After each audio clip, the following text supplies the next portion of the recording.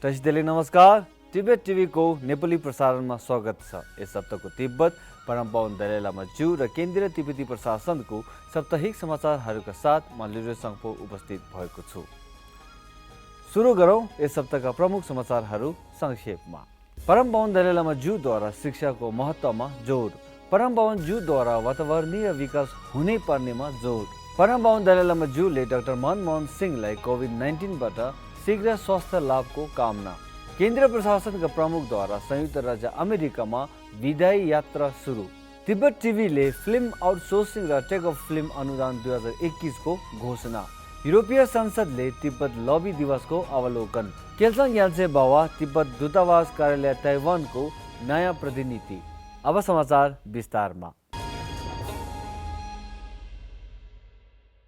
परम पावन दलाई लामा ज्यूद्वारा शान्तिको खोजीको सन्देशमा केवल प्रार्थना मात्रैले पर्याप्त हुने छैन भन्ने कुरामा जोड दिनुभयो र विध्वंसकारी भावनाहरूको कार्यहरू र उनीहरूलाई समाधान गर्ने तरिकाहरू बुझ्ने शिक्षाको महत्त्वमा जोड दिनुभयो। Just to pray, God, not sufficient. We must have knowledge. When about anger comes, then use our intelligence and reduce the intensity of anger. Karuna, increase compassion, then anger automatically reduce. त्यस्तै गरी पृथ्वी दिवस 2021 को उपलक्ष्यमा परम पावन ज्यूले विश्वका जनताहरूलाई वातावरण हाम्रो दैनिक जीवनको एक महत्त्वपूर्ण भागको रूपमा रहेकोले त्यसको हेरचाह गर्नु अपिल गर्नुभयो। आफ्नो व्यक्तिगत अनुभव बताउँदै परम पावन ज्यूले निर्वासनमा पुगेर मात्रै उनले तिब्बतको वातावरण शुद्धतालाई महसुस गर्नुभयो र कसरी आधुनिक भौतिक विकासले यस ग्रहको जीवनमा गिरावट पुर्याएको बारे उल्लेख गर्नुभयो। परम पावन दलाई लामा ज्यूले भारतका पूर्व प्रधानमन्त्री डाक्टर मनमोहन सिंहलाई कोभिड-19 को सकारात्मक परीक्षणको समाचारप्रति सहानुभूति र चासो व्यक्त गर्नुभयो। उनले डाक्टर मनमोहन सिंहको शीघ्र स्वास्थ्य लाभको लागि प्रार्थना गर्दै यस महामारीको चाँडो अन्त्य हुने आशा व्यक्त गर्नुभयो। केन्द्रीय तिब्बती प्रशासनका प्रमुख डाक्टर लम्सा सिङ्गेले गत शुक्रबार नयाँ दिल्ली र अमेरिकाको औपचारिक यात्रा सुरु गर्नुभयो। बाइडेन प्रशासनको नवनिर्वाचित सदस्यहरूसँग भेट गर्न डाक्टर सिङ्गेले वासिङ्टन डिसीमा शिष्टाचार भ्रमण गर्नुभयो र अमेरिकाका तिब्बती समुदायहरूसँग पनि विदाई दिनुहुनेछ। पहिलो पटक राज्य विभाग र युएसएडका वरिष्ठ अधिकारीहरूले तिब्बत कार्यालय डिसीमा भेट गर्नुभयो।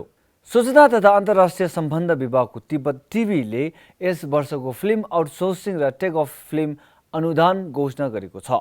तिब्बत टिभीले विगत 4 वर्षदेखि निर्वासनमा रहेका तिब्बती फिल्म निर्माताहरूलाई तिब्बत टिभीका लागि छोटो सुविधा वा वृत्तचित्र फिल्महरू बनाउन प्रोत्साहित गर्न यस परियोजनालाई अगाडि बढाइरहेको छ र यस वर्षको फिल्म अनुदानको लागि दिएको विषय हो तिब्बतीहरूको निर्वासन यात्राको सम्झना।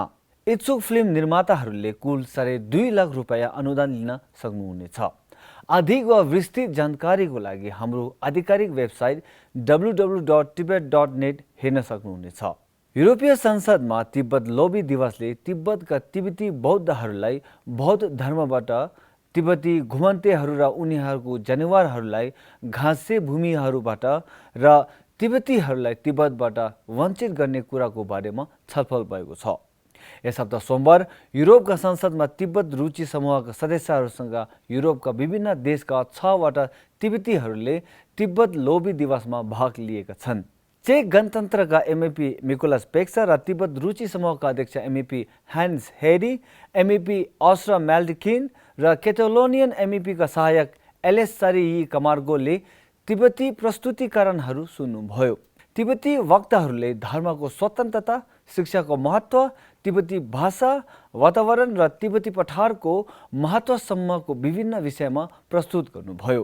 तिब्बत रुचि समूहका सदस्यहरूले युरोपेली युनियनमा चिनिया प्रभावका आक्रामकता र साथै तिब्बतीहरूलाई आत्मदाह नगर्न पनि आग्रह गर्नुभयो। प्रतिनिधि टसी फुन्चोकले केन्द्रीय प्रशासनको विदेश नीति, तिब्बत दूतावास कार्यालय ब्रसेल्सको उत्तरदायित्व र मध्य मार्ग दृष्टिकोणबारे बोल्नुभयो।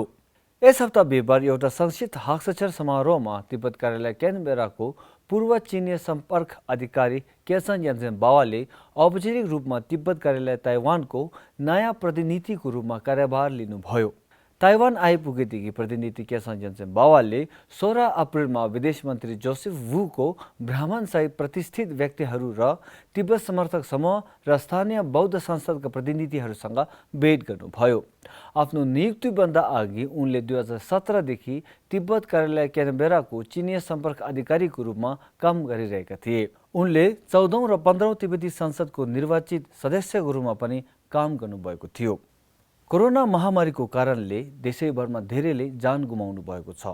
तसर्थ काम भएको बेलामा मात्रै बाहिर निकल्नुहोला, नत्र मास्क लगाई आफ्नो ज्यानको सुरक्षा गर्नुहोला। यसका साथै आजको लागि साप्ताहिक समाचार यति नै। अर्को हप्ता फेरि भेटौँला।